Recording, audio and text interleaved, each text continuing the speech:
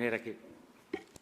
No, podemos entonces proseguir para que pase al estrado, por favor, Marta Olivia López Medellín, periodista integrante del Núcleo Coordinador de Reporteras en Guardia. Por favor, Marta Olivia López Medellín.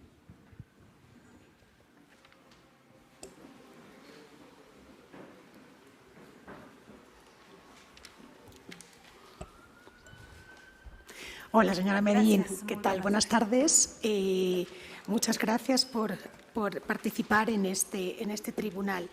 Yo, del mismo modo, quería hacerle una mini estructura un poco de cuáles son las preguntas o lo que esperamos nos pueda compartir y con lo que puede contribuir en su testimonio. En términos generales, nos gustaría escuchar, por supuesto, de su experiencia y, sobre todo, de la formación de reporteras en Guardia, también de su conocimiento. Como nos adentramos en otra parte del país, en Tamaulipas, un poco la situación de los periodistas de investigación y de la situación en la que se encuentran, pues no solo en cuanto a ataques y los riesgos, sino también las situaciones de vulnerabilidad quizá más amplias. Y muy en particular por su experiencia. Si nos puede hablar de un componente que hasta ahora no ha salido, que es los especiales riesgos, si los hay, un poco de cualificar la situación de las periodistas mujeres y cómo ese aspecto, digamos, dificulta más el trabajo o incluso en términos de impunidad la hace o más latente o más palpable o más persistente. Y si tenemos alguna pregunta adicional lo haremos. O sea que adelante, muchas gracias. Gracias. Muy buenas tardes por esta oportunidad. Soy Marta Olivia López Medellín, de Tamaulipas, uno de los estados considerados de silencio en México. Mi exposición, como lo dijo la abogada, será en dos partes, como coordinadora de la colectiva Reporteras en Guardia y mi experiencia en el periodismo en mi estado.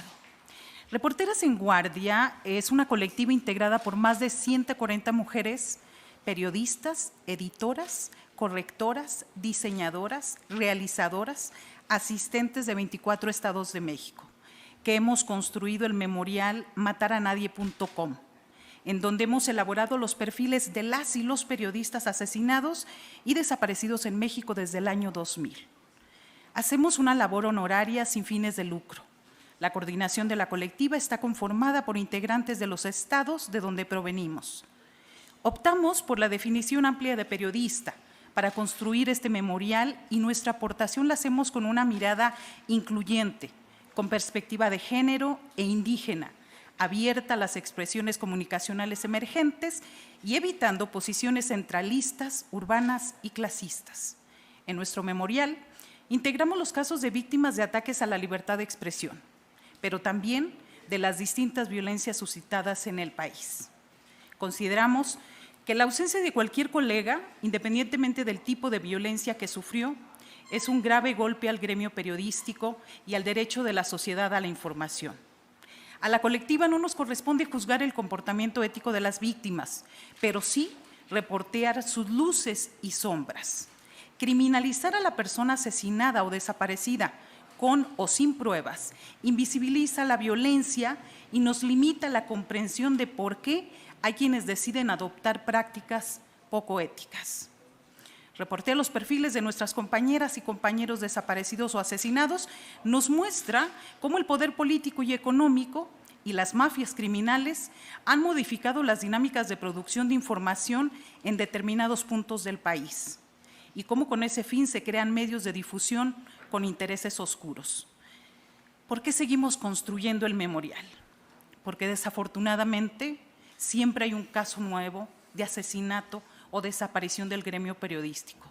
Sale la información como una nota del día, de ahí se pierde en la agenda cotidiana y con el memorial nos dimos a la tarea de ponerle un rostro humano a cada caso, a no permitir que ese nombre y esa vida sea una cifra o un número. Al humanizar, dimensionamos la tragedia y el drama que vivimos en el gremio periodístico mexicano. También seguimos construyendo el memorial porque al hablar de la vida de las víctimas, de sus sueños, de sus desafíos, contradicciones, también estamos visibilizando el nivel de precarización laboral con el que se ejerce el periodismo en este país. Hace poco me preguntaban en una entrevista, ¿qué mata a los periodistas en México? También dije la precarización laboral. El construir el memorial y circular en la red sus historias es una forma de exigencia de justicia y es sobre todo un conjuro contra el olvido. Gina Montalvo, una de las fundadoras, nos dice que como colectiva de reporteras resulta paradójico, pero bello, que un memorial hecho con textos que narran muertes son creados por un grupo de mujeres que compartimos vida. El dolor de cada una de las historias es inversamente proporcional a las cosas que nosotras, las reporteras en guardia, creamos en vida: amistad, trabajo colaborativo, escucha, cuidado y apoyo entre nosotras. Sororidad. ¿A qué le apuestan quienes matan a periodistas? ¿Qué buscan? Silvia Isabel Gámez, nuestra editora y fundadora, nos dice que buscan desaparecer, borrar a esa persona, su cuerpo, pero también sus palabras, sus denuncias. Nosotras, las Repo en Guardia, les decimos con cada perfil que ese acto de poder es inútil, que está condenado al fracaso, porque viven en nuestro memorial. Mataranadie.com es lamentablemente un proyecto que quisiéramos finalizar, pero la violencia y los asesinatos a periodistas va en aumento, como en este 2022, que van 8, que cada hecho y cifra nos frustra y nos duele. Por eso seguimos documentando, para hacer memoria, para que nunca se olviden, pero sobre todo para señalar la impunidad imperante de los crímenes de periodistas en México. Y se preguntarán, ¿por qué solo mujeres, no? Porque como mujeres organizadas nos entendemos en un fin común siempre. Sumamos y hacemos aportes valiosos al mundo. Y consideramos que el periodismo debe ser una herramienta de transformación social. Y juntas buscamos nutrir la sororidad y la esperanza. Conformamos la colectiva para protegernos de la indolencia del Estado ante nuestra vulnerabilidad en el gremio por razones de género y porque nuestros aportes a los medios de comunicación han sido invisibilizados históricamente. En los 70, los hombres conformaban las plantillas de los medios y las pocas mujeres que se dedicaban a la redacción eran las de notas sociales, cumpleaños, bodas, quinceañeras. Brincamos las barreras y llegamos a otras secciones light después, como salud, educación y cultura, porque no éramos aptas para abordar los temas políticos y económicos. En los 80s y 90s entramos de lleno en las fuentes de política y finanzas y nos multiplicamos. Pero no fue hasta este siglo cuando algunas de nosotras incursionamos en jefaturas de información y en espacios de dirección, aunque ¿qué creen? Casi siempre bajo el mando de un hombre, a veces haciéndole toda la chamba. Tenemos una manera propia de mirar los acontecimientos, de investigar las historias, de encontrar fuentes, de hacer preguntas. Somos las mujeres periodistas quienes hemos subrayado los efectos de la macroeconomía en esta ruptura del tejido social y el presupuesto familiar, que bien que lo sabemos además de trabajar y de reportear. También hemos registrado el impacto humano de la militarización, de la migración, de la violencia y los crímenes en el país más allá de la coyuntura.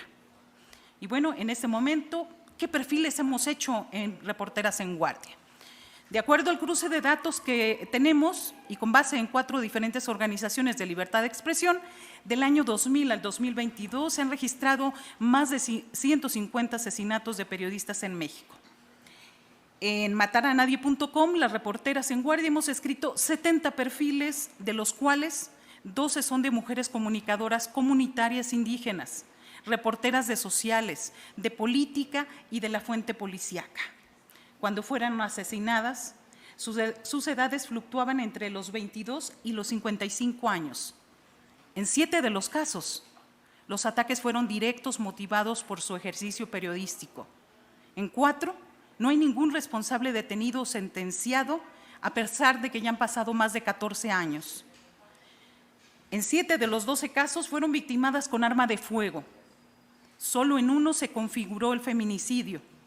De los 12 perfiles, 10 eran jefas de hogar y mujeres que se hacían cargo de algún familiar. En todos los casos, en todos, los familiares y amigos han decidido callar por temor a las represalias y por la impunidad y complicidad entre los agresores y las autoridades.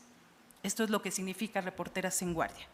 Mi segunda parte es Tamaulipas y la construcción del silencio en base a la experiencia y lo que he escrito al respecto. Y si le puedo añadir una cosita Sí. para que elaborara un poquito en relación con Tamaulipas y la situación de los periodistas, cuando habla de precariedad laboral, si pudiera ser más precisa o desarrollar ese elemento, por favor. Sí, con lo que ya tengo, la precariedad laboral significa, en la construcción del silencio que se ha hecho en Tamaulipas, significan sueldos de 4 a 6 mil pesos mensuales en las redacciones, en los periódicos, en las estaciones de radio, televisión. Y esto significa que cuando emerge el narcotráfico y el narcotraficante en la frontera, sobre todo de donde yo soy, sucede que el narcotraficante le regala, estoy hablando de los 90s, $500 al mes al reportero. Y entonces sucede que ¿quién va a ser el jefe al final de cuentas? El jefe es el narco. No es el editor, no es el director. Entonces, de esta manera se va conformando la opinión pública con base en lo que yo he investigado y he analizado allá. ¿Sí? Vengo del noreste de México, de Tamaulipas, estado, como ustedes saben, y los que no, fronterizo entre México y los Estados Unidos.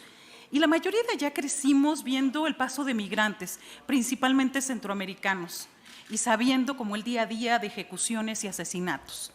En cuanto a los medios de comunicación, el silencio se empezó a construir a partir de los años 70 del siglo pasado, con la complicidad de las policías y la inacción de los gobernadores, alcaldes y presidentes de la República en turno.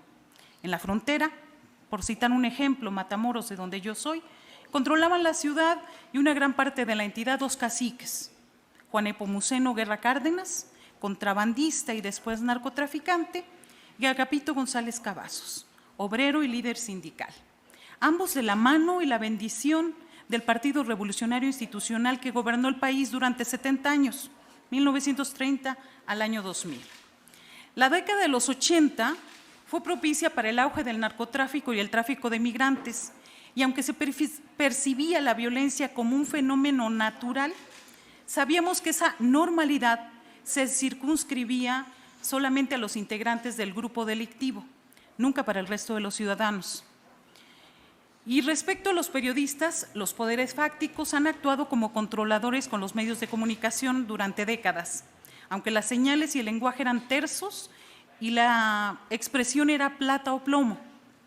Es decir, los grupos criminales daban privilegios y algunos dólares mensuales a los reporteros para controlarlos. A partir del año 2000, la frase cambió a plomo o plomo, con lo que ordenaban escribir lo que beneficiara a su estructura y organización de los cárteles por la lucha cruenta de territorio y poder, o propinar golpizas y asesinatos a aquellos comunicadores o medios que se resistían, o también, hay que decirlo, algunos que ya recibían y que querían un poco más.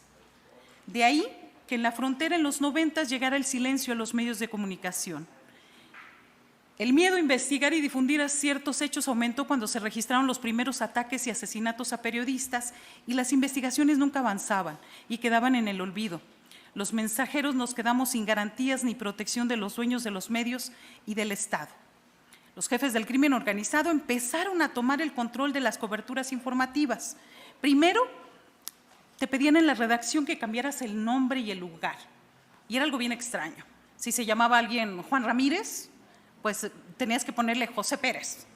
Y yo, la verdad, nunca me parecía muy extraño. Tal vez a lo mejor ellos para un récord o algo, pero eso era lo que nos pedían en las redacciones cuando yo, por ejemplo, reporteaba policíaca.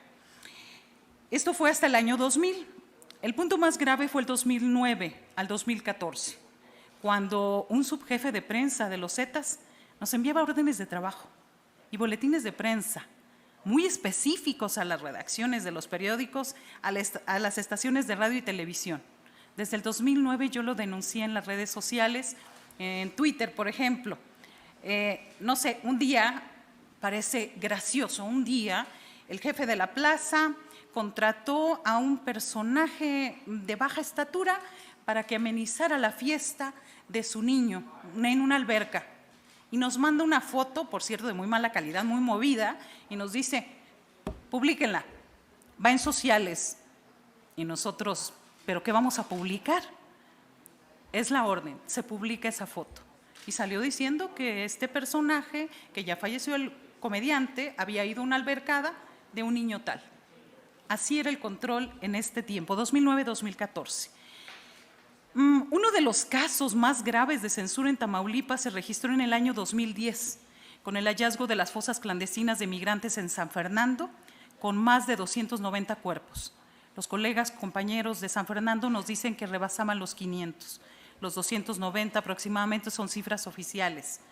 Ahí el crimen llamado Los Zetas amenazaron a los periodistas con secuestrar y matar a quien se atreviera a difundir los hechos. También sucedió en Ciudad Victoria. La noticia obviamente fue silenciada en los medios regionales y locales. Solo la empresa Televisa de Ciudad Victoria reprodujo, no fue nota local, reprodujo el noticiero nacional donde hablaban de esto. Y esta osadía de informar provocó que 2 días después un coche bomba explotara frente a sus instalaciones.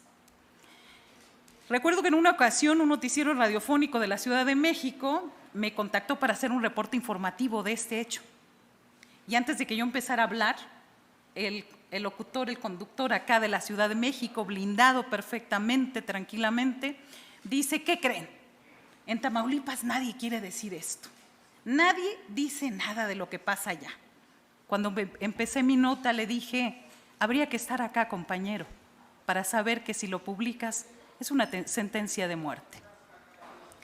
Desde el año 2009, casi de forma anónima, venía yo a la Ciudad de México a los foros de libertad de expresión y eventos similares para denunciar lo que vivíamos en Tamaulipas. El tema interesó más a los corresponsales extranjeros que a los nacionales o a los medios nacionales. Lo detallaron en su momento y en este momento quiero hacer un reconocimiento, aunque 2 de ellos ya no están, a Joanna Tuckman de The Guardian, a Mike O'Connor, representante del CPJ, y a Marta Durán de Huerta. Mi gratitud y reconocimiento a ellos. Los 2 primeros ya no se encuentran entre nosotros y Marta seguramente, como solidaria periodista, de andar por aquí. El silencio sobre los crímenes contra periodistas en Tamaulipas también se construyó con la indiferencia de los dueños y editores de medios del centro del país. Yo llegué en un momento a hablar del efecto persiana o persiana. Cuando te asomas a la persiana, abres ahí y dices: ¡ay, está lloviendo! ¡Ay, qué feo!, ¿verdad? Cierras la persiana y te vas. Pero pues es que no éramos nota, esto pasaba porque había falta de investigación y profundización de lo que estaba aconteciendo en el noreste de México y porque era un tema que no afectaba a la Ciudad de México, era ya lejos en el norte, ¿no? Sin informar nunca las causas profundas que nos mantenían acallados y en riesgo permanente y porque en este medio y en este oficio crecimos sabiendo que cuando somos la nota se pierde el interés. El papel del gobierno en sus diferentes niveles, federal, estatal y municipal, ha sido omiso ante lo que pasa en los medios y las presiones del crimen organizado. Por citar un caso, el de Norma Alicia Moreno Figueroa, la primera mujer asesinada por ejercer el periodismo en México en la puerta del periódico en el que laboraba, un 17 de julio de 1986. Yo la veía muy grande, era mi jefa de información. Y yo la veía, era muy alta, yo soy bajita, y la veía, pero yo tenía 17 años. Ella tenía 24 años y fue asesinada.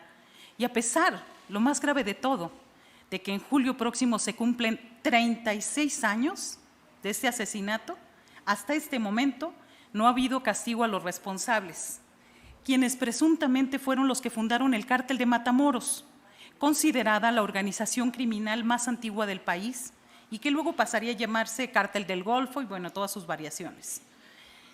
En la cronología que hice para Freedom House en el 2014 y con la actualización respectiva, tengo documentados 22 asesinatos de periodistas en Tamaulipas del 2000 a la fecha, de los cuales en 4 casos se trata de mujeres. ¿Y ahora cómo estamos? En Tamaulipas, aún ahora, no se dice ni en susurro los nombres de los cárteles, autoridades coludidas ni presuntos responsables de los hechos delictivos. Y así nos hemos ido convirtiendo poco a poco en un estado de silencio. A los familiares de las víctimas incluso se les vigila y amenaza hasta en los sepelios. Y no se permite que se informe de las muertes o se publiquen esquelas y palabras de condolencias. Y hablo de ciudadanos y también de periodistas. aunque a veces hacen excepciones cuando los presuntos asesinos son de bandas rivales. A partir del 2016 pasamos de un estado de silencio operado por el crimen organizado a un estado de silencio encabezado o institucionalizado por las autoridades del gobierno del estado de Tamaulipas, quienes no informan, omiten investigaciones, invisibilizan a los periodistas incómodos y ocultan información. Se escudan en protocolos y normatividades para impedir que se difunda información de ejecuciones, secuestros, extorsiones o desapariciones. Y cuando lo hacen es a través de un lenguaje críptico. Parten de la premisa de que si no se escriben ni se nombran los hechos violentos, estos van a desaparecer. Y a su vez les redituará en números favorables e índices bajos delictivos que posteriormente enviarán a las oficinas centrales del Secretariado Ejecutivo de Seguridad Pública, la dependencia que informa de los niveles de seguridad en el país. Y luego, como salen cifras bajas, lo difunden como comunicados oficiales diciendo que en Tamaulipas no pasa nada. Esa estrategia vulnera más a las y los periodistas porque en un estado como donde yo vengo, de inseguridad y complicidad en las policías, resulta muy riesgoso investigar y profundizar en los temas de violencia. De la inseguridad en Tamaulipas se habla y escribe cuando los voceros del gobierno estatal lo deciden. Cuando quieren dar a conocer un tema es a través de filtraciones a ciertos medios que son contratados específicamente para que difundan esa versión oficial. Y como pasó en marzo pasado con el asesinato del activista pro derechos humanos Pedro César Carrizales Becerra, el Mijis. Y en mi conclusión, ¿por qué acepté estar aquí?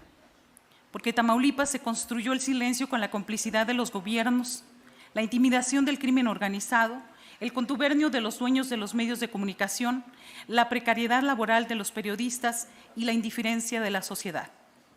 Porque un día tuve que abandonar mi casa, mi ciudad, tomar lo que pude y huir a otro estado con mis hijos. Porque mucho tiempo guardé silencio y me preguntaba qué había hecho yo para ser amenazada, desplazada en otro lugar y sin trabajo. Y porque la vida nunca vuelve a ser igual. Porque cansa que mis hijos me digan, oye, ya no incomodes, si vas a la rueda de prensa o a la cobertura de tal evento, por favor no preguntes, porque ¿sabes qué? Tenemos miedo que no regreses. Mi trabajo como periodista ha sido de notas, del día a día. Existen casi nulas oportunidades de hacer periodismo de investigación en Tamaulipas. También decidí participar hoy para visibilizar el trabajo de la colectiva Reporteras en Guardia, porque no quiero ser una estadística más. Quienes construimos las historias, ejercemos el periodismo a suelo raso, con un alto nivel de precarización laboral, con varios trabajos, 3, 4 a veces, bajos sueldos. Hace poco me preguntaban en una encuesta que están haciendo a nivel internacional, ¿cuántos de mis ingresos provenían del periodismo? Era un 30%.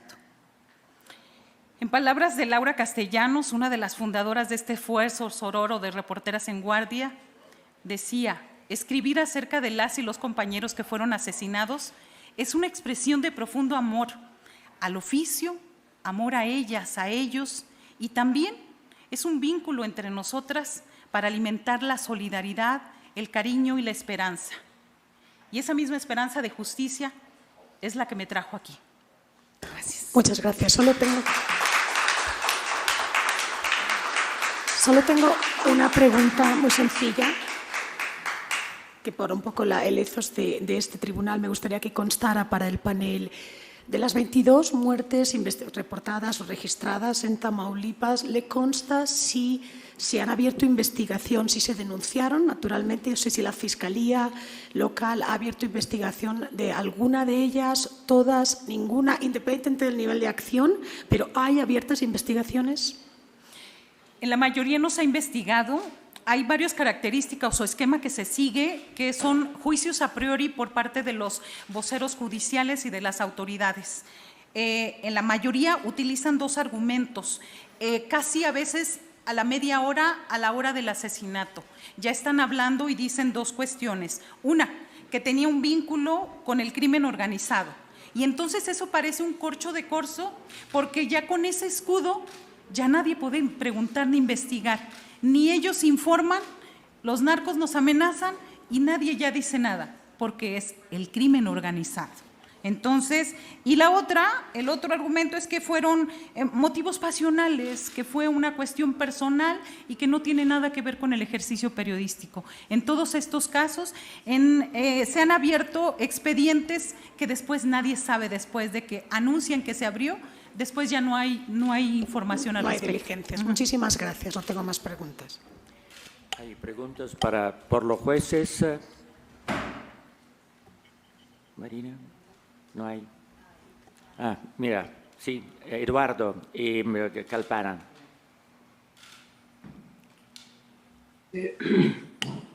Muchas gracias Marta Olivia por tu testimonio y también por tu valentía. Como periodista en México ya estamos viendo lo difícil y sabíamos lo difícil que es ejercer la profesión. La pregunta es muy concreta. Tú relataste al final que te tuviste que ir de donde vivías por las amenazas. Mi consulta es si previo a ello habías hecho alguna denuncia concreta, especial. Recién a la fiscal le respondiste que no, que la mayoría de los casos no se investigan. Me gustaría escuchar tu situación particular sobre las amenazas que recibiste tú o tu familia. Muchas gracias. Sí.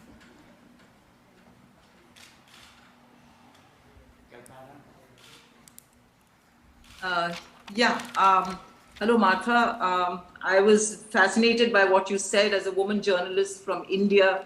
I can relate to especially the earlier part where you talked about how women journalists in Mexico were expected to do certain beats and how they now are able to do others. So my question to you, there are two questions. One, I was not able to understand if the women who have been murdered, was it only the cartels, or did they, because they were exposing the link between the state and these cartels, did they get even indirect threats from the state? You know, were there messages sent, for instance, to the editors, asking them to stop writing these things? I'm trying to understand this because in this question of impunity, how does one connect what the state ought to be doing according to the law and the constitution and what it actually does when journalists expose these kind of connections? And in a way linked to that, when you said that citizens as well as journalists were surveilled even when they went to these funerals, that is the other question I want to know. Who was it who was surveilling them? Was it again the cartels, or was it also the state that was keeping an eye on who was part of the network of journalists who were interested in these issues and writing about them? Si podemos, muchas gracias. Si podemos hacer lo que se mencionaba antes, si es posible tomar las dos preguntas, preparar una nota escrita para el jurado para entregarle después. Sí, claro. De manera que ahora más o menos no hay otras preguntas. Tenemos más o menos el tiempo recuperado. Con todo respeto, necesitamos traducir, por favor, las preguntas para… Puedo hacerlo yo a posteriori, pero necesitamos traducir las preguntas para la testigo.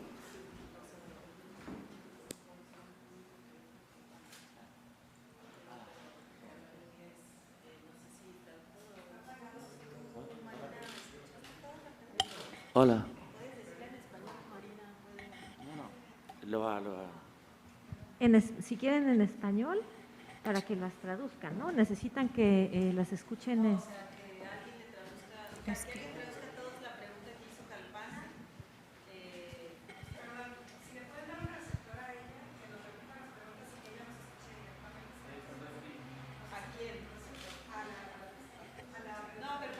Para el público.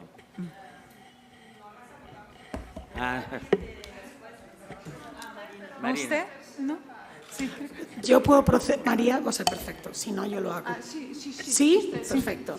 Las dos preguntas, si no, Kalpana nuestra jueza me puede corregir, hasta donde yo he entendido, porque el sonido es complejo, pero ella quiere entender un poquito más en profundidad la relación respecto de los periodistas asesinadas, de los 22 personas, hombres y mujeres, si era simplemente exponer a los carteles o si además estaban investigando los vínculos entre autoridades públicas diversas y los carteles. Y si de alguna manera eso pues era solicitud de los editores, de sus jefes, si hay un momento en el que se convertía en algo peligroso y se les pedían que cesara. Ella intenta entender un poquito cuando un mero trabajo de investigación se convierte además en un trabajo de esa envergadura. ¿Cierto? Y la pregunta, la segunda…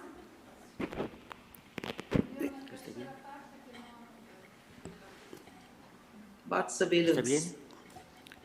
¿Puedo contestar las Ok, dos de manera. también?